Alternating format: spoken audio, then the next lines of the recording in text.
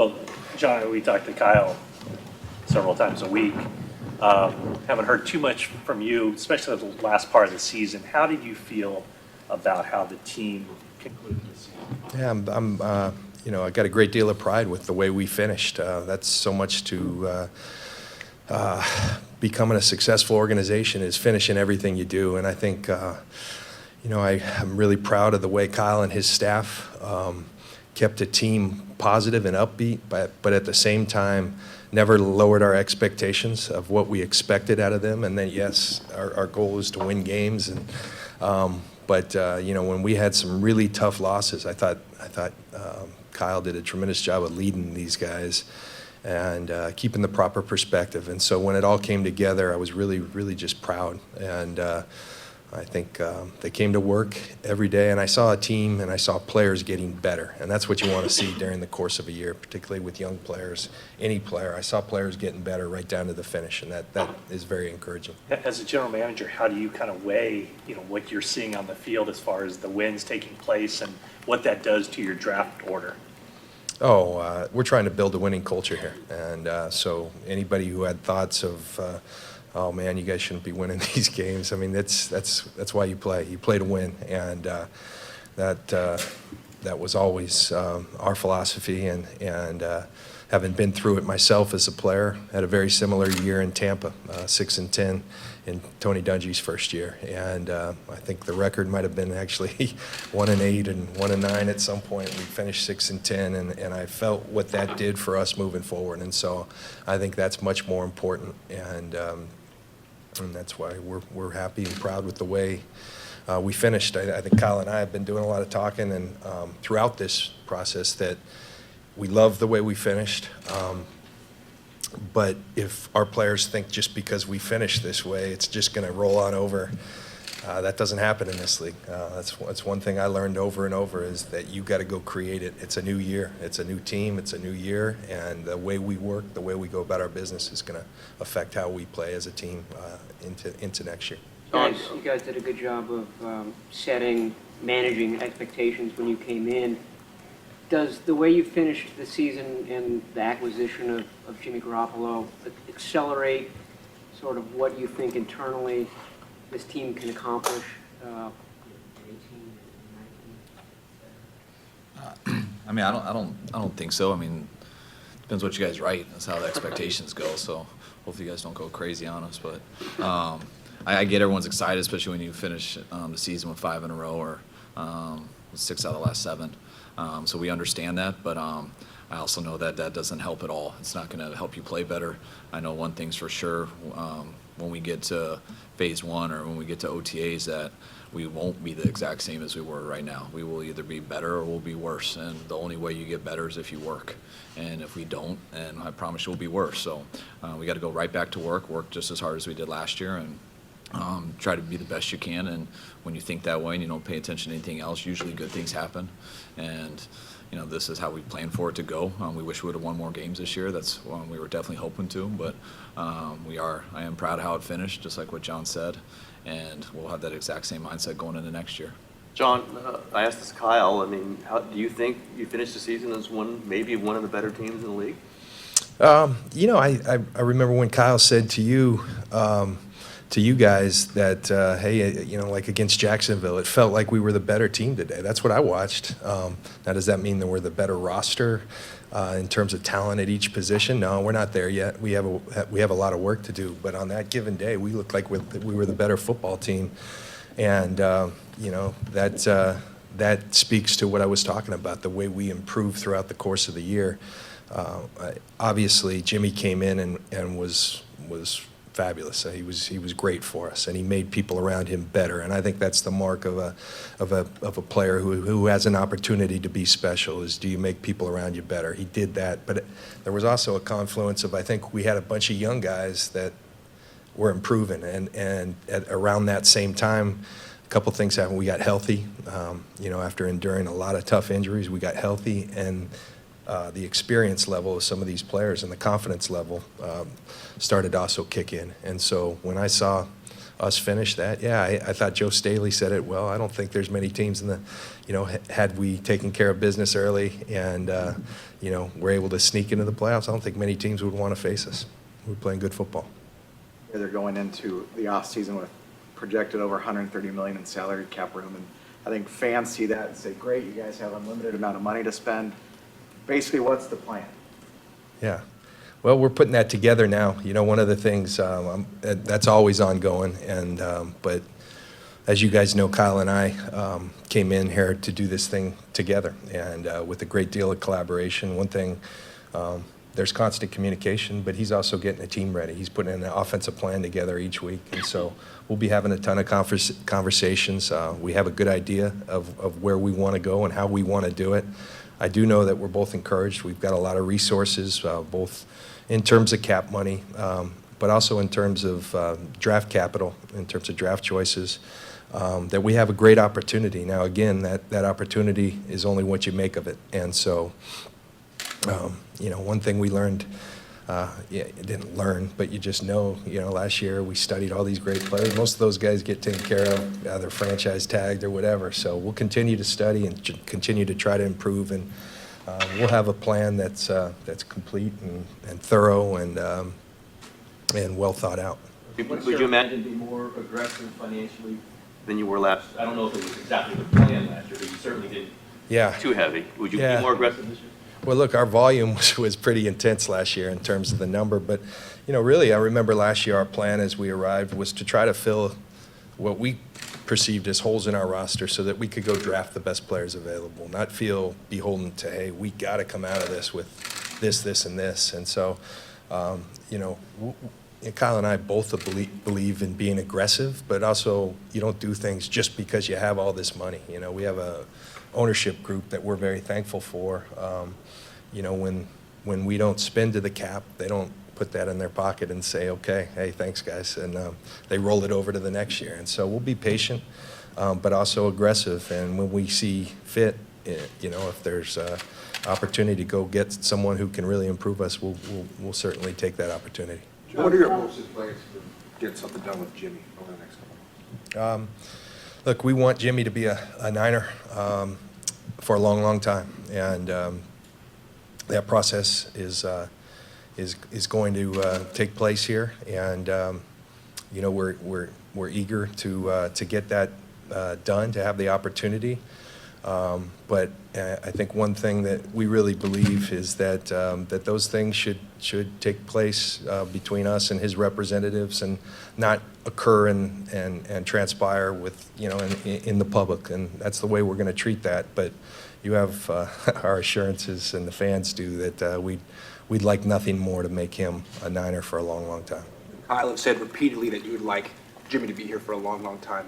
Jimmy hasn't said the same thing yet. He keeps saying, we'll see, we'll get there when we get there. Does that give you pause at all that he won't at least publicly, verbally say that he wants to be here a long time? Not at all, because I think, I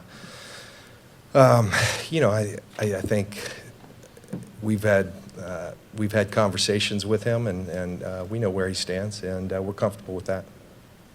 He looks like one of the better quarterbacks in the league based on 5 games. 5-0, he hasn't lost a game. He's the greatest quarterback ever, right?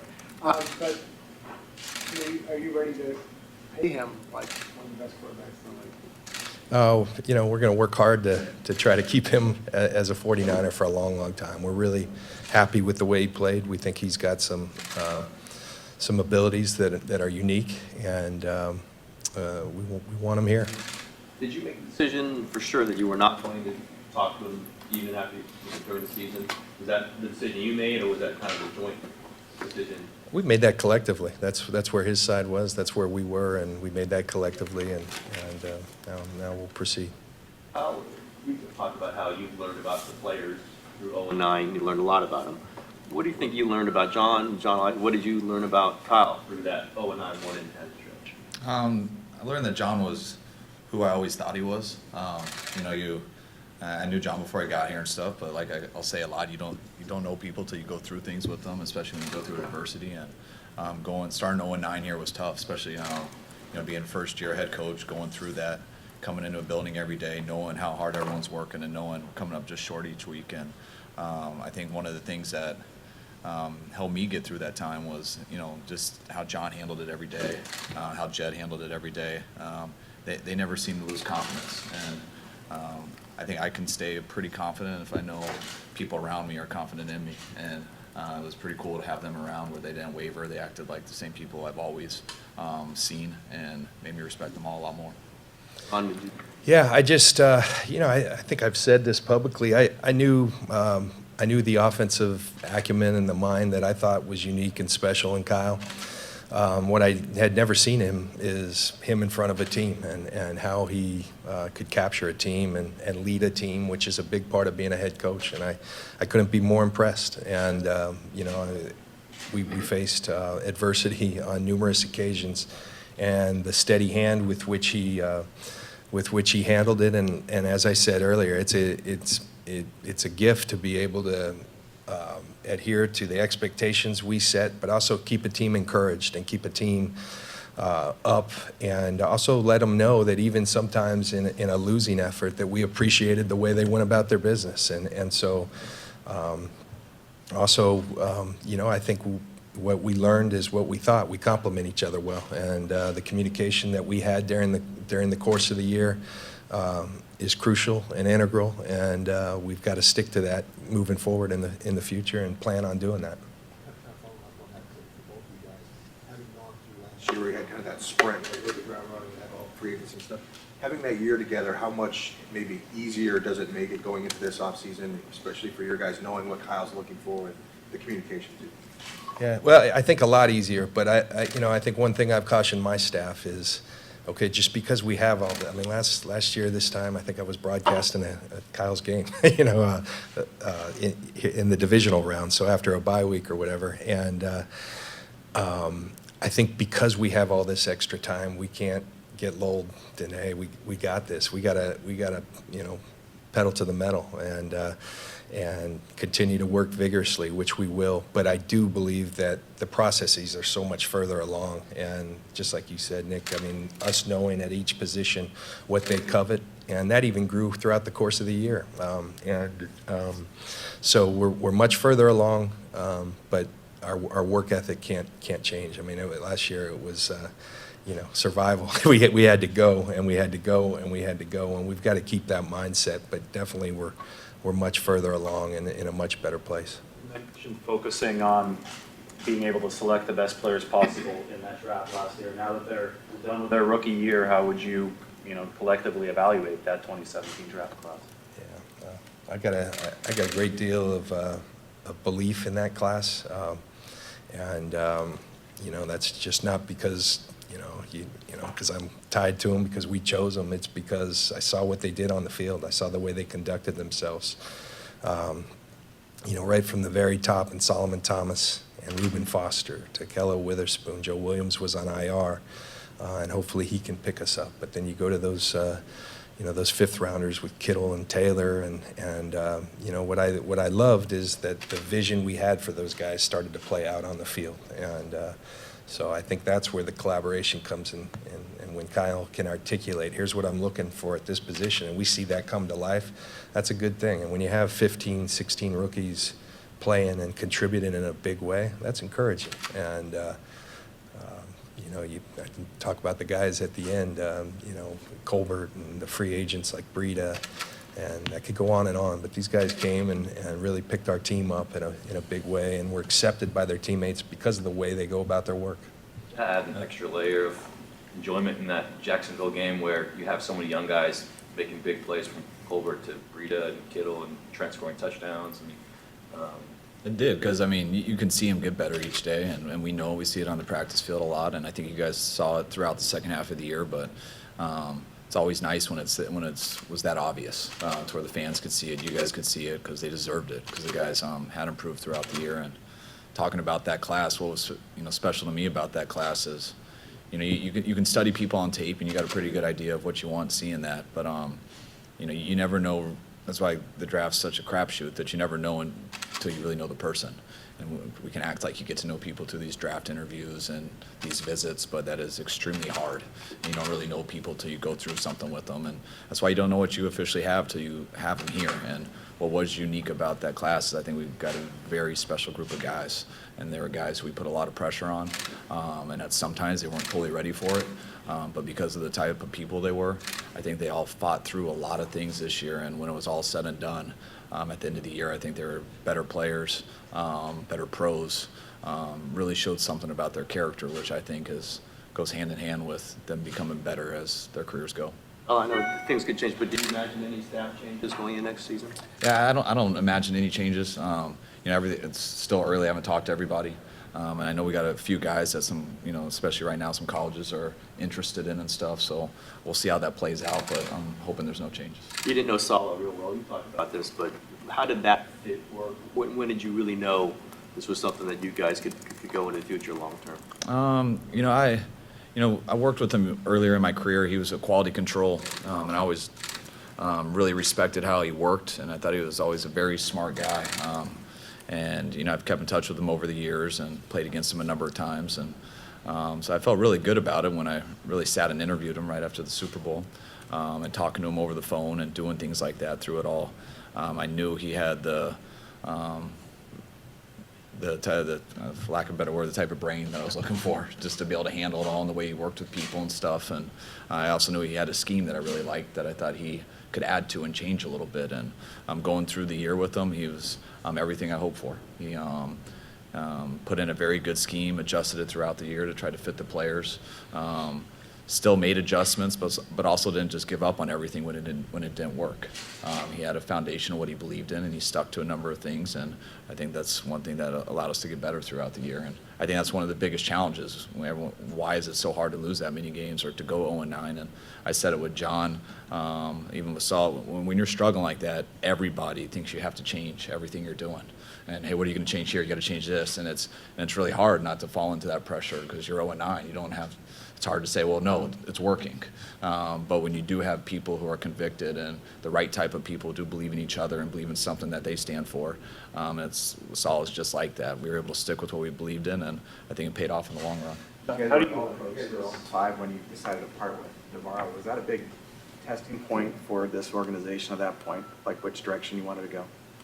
Yeah, I think it was. Just when you have a guy who had the type of career that Bo had here, the type of guy he was, it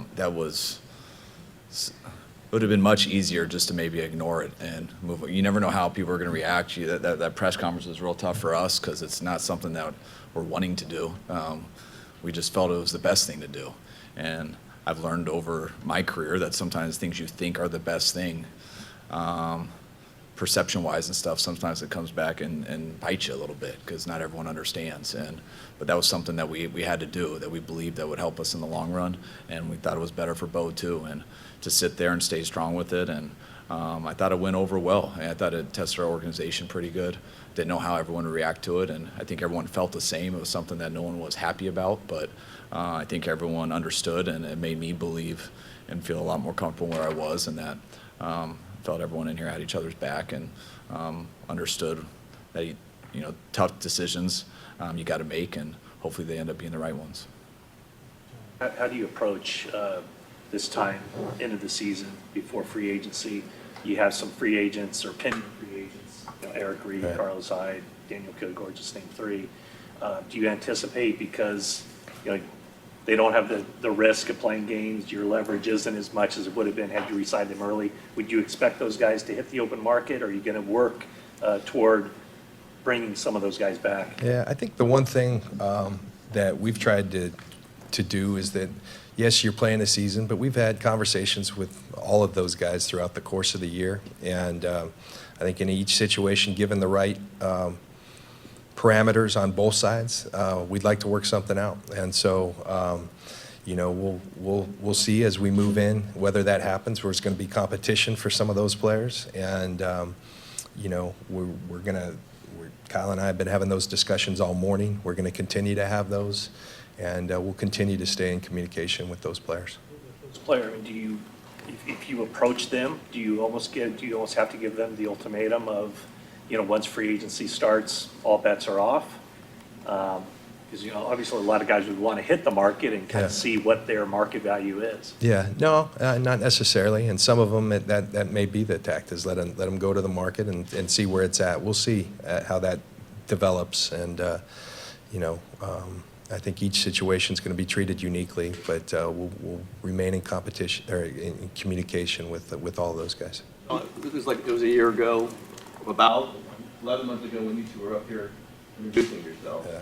Can you flash back to that? And do you feel similarly? Do you feel totally different from then? Well, just what's the mindset from that? Well, it's been a whirlwind. It really has been. It's been a really rewarding year because certain things that I felt convicted about, my conviction in wanting to join forces with a guy like Kyle, I feel really good about that. I feel really good about my feelings on an organization like this and what we could get going. I feel it's by no means even close to a finished product. We still have so much work to do. But I think more than anything, I'm just glad I did it. I did it because I wanted to be back in it. I wanted to be back invested in something, and it had to be the right opportunity. And I really feel convicted it's the right opportunity. I feel like we're a better organization. Mindful though that the work never stops in this league, and we've got so much work to do. And but I'm really proud of the mindset that this team developed, and I thought we became physically and mentally tougher, and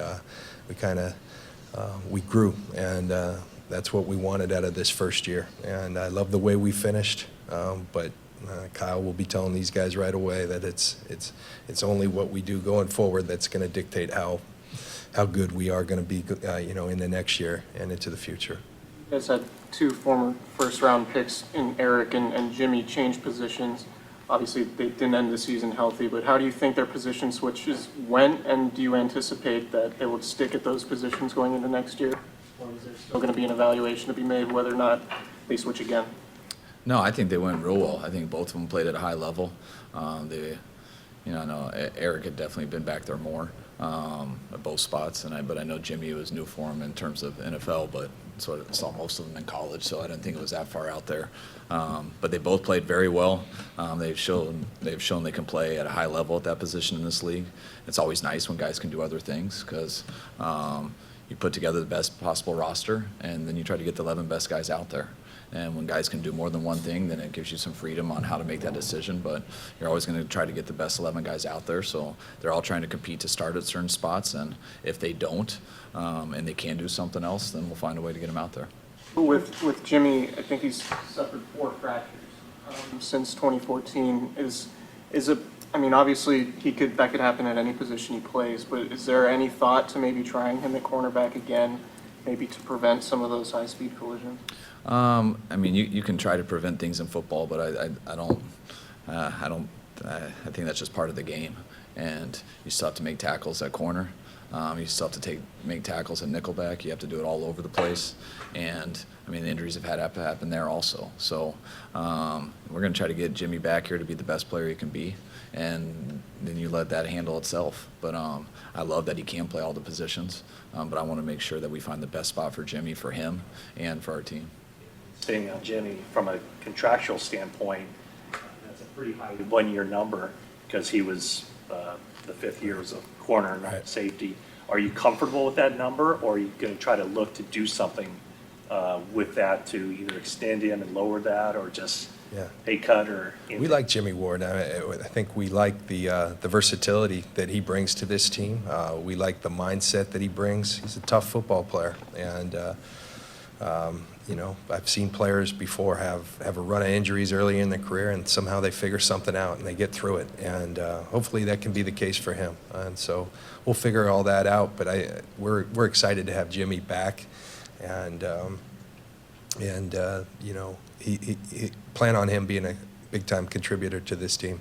I know you guys don't like, your position don't like the name where you have needs specifically maybe, but would it be fair to say number 1 receiver, interior line, young pass rusher, and cornerback be of those positions? We'll try to get better at all those spots. I'll take any of that, but it's I was thinking about when you guys were talking about our cap space and things like that, that will we be aggressive, will we not?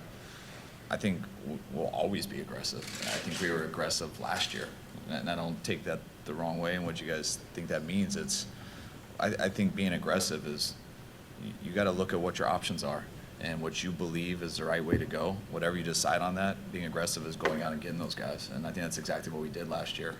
Maybe not a lot of high guys that seemed like it, but we went and got all the guys that we wanted to, that we targeted from the beginning, and I didn't feel like we didn't lose on anybody. And we'll go into this year the same way. You don't know what's going to be available in free agency. You don't know what's going to be there in the draft. I think the worst thing you can ever do is say, hey, we have this much money, and we need whatever this is, one of those guys you said, and you don't see that guy, and then you go get the best available because you need that guy and he isn't that guy. That's how mistakes happen. You might not always get every ideal situation, but you just keep improving your team. And if you don't have your ideal situation at whatever position that is, then you get better at another position and you lean on that side and work around that other way schematically. I think we will do that year in and year out. How much money do we have available, and what are the things that are available in free agency, trades, drafts, and whatever that is, whether it's spending all of that, as you guys want to say, or only spending half of it. I do believe it's all aggressive if you make the right decision, and whatever you do, you go for it. And what's neat about having that space is it allows you to make the right decisions. October 29th, where was quarterback on that list? That was the day before. Yes. It was pretty high. You guys heard from Belichick since then? Trade?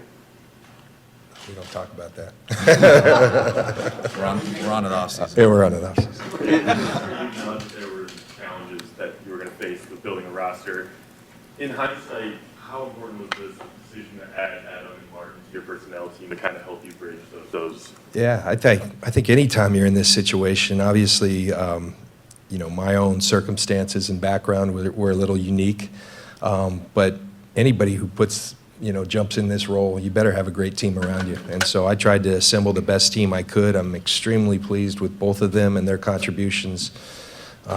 Both Adam and Martin have been invaluable to me, as have Rand Carthon and all the scouts that work with us. They've done a really, really good job working hard, working smart, and I'm really happy and glad to have all those guys as part of our team. Last one, guys. How much do you look forward to seeing him and Jimmy, seeing what they can do? A lot. It was a huge challenge when we lost Pierre halfway through the year, especially with him being the veteran of that group, one of the only guys who had ever started before. So that was a big loss when we lost Pierre, and put a lot of pressure on other guys. And it didn't happen right away, but throughout that time Pierre was gone, it really, Marquise took it to another level. Bourne ended up helping us out. Trent Taylor started playing at a higher level. I think Kittle came back, finished strong. Selleck, to me, played at a higher level. So it raised a lot of guys really stepped up to that challenge, and Pierre's healing up. He's going to be good to go, and I'm pumped to get him back here for OTAs. Is there anyone outside of Trent Brown you're missing, you're expecting to miss early in the offseason program when you guys come back? Well, Brock Coyle's actually having surgery today. He's labrum deal in his shoulder, so he's hopefully we didn't get a call yet that it's finished, but he was in there this morning. I think there's a minor deal Armstead's having, like a bone spur taken out on a toe, but that's pretty much it of the guys that haven't already had procedures done. That's 5-6 months for. Yeah, to be full bore. Yeah. Any news on Bud? He's doing better. He's doing better. He had a sternum chest contusion, and he's doing better. All right, last one, Eric. Hey. You're awesome. I had a question about two guys that are injury histories. Marquise has been in the protocol 6 times. He's had 4 known concussions since 2014. And then Ruben, it just seemed like his stingers became a weekly thing. Do you have, what level of concern is there, if any, about their long-term futures, if that could kind of be shorten their career in some way? Yeah, we're not worried about the career effects of those things. I think Marquise has been sensitive about that before, that maybe that however many have been reported are actually the case. We've looked into that. He took a tough hit the other day, and He was more upset about not getting 1,000 yards than anything else. So he's doing good. I'm happy to report that he is in the protocol heading into the offseason, but he is doing well. And, Ruben is something, I've been through that myself. When you get going with those stingers, you really just need an offseason. You need it to be able to quiet down. And he played valiantly trying to get through it. But this offseason will be good for him. And I think as he grows as a professional, like every young player, in terms of how to take care of his body on a week-in, week-out basis, he plays a very physical brand of football. And so he's going to have to be better than a lot of people in terms of the way he takes care of his body. And we think we have some ways in which we can help him, and we're gonna look into all those. But what we do know with Ruben is when healthy, he's a special football player, and he's a special personality that kind of lifts everybody. And so we're going to work real vigorously with him to try to figure out the best way to keep him healthy as much as possible. And the great thing is he's willing and eager to take on that challenge himself. And so I think this offseason will be a great one of growth for him in that respect. And then you just, there's some luck that comes in and some things that are out of your control. But what we want him to do is everything in his control to get himself to be able to stay on that field. I think Kyle had a deal, no more staying on the field with him, and it didn't work in that last week, unfortunately. But real proud of his year.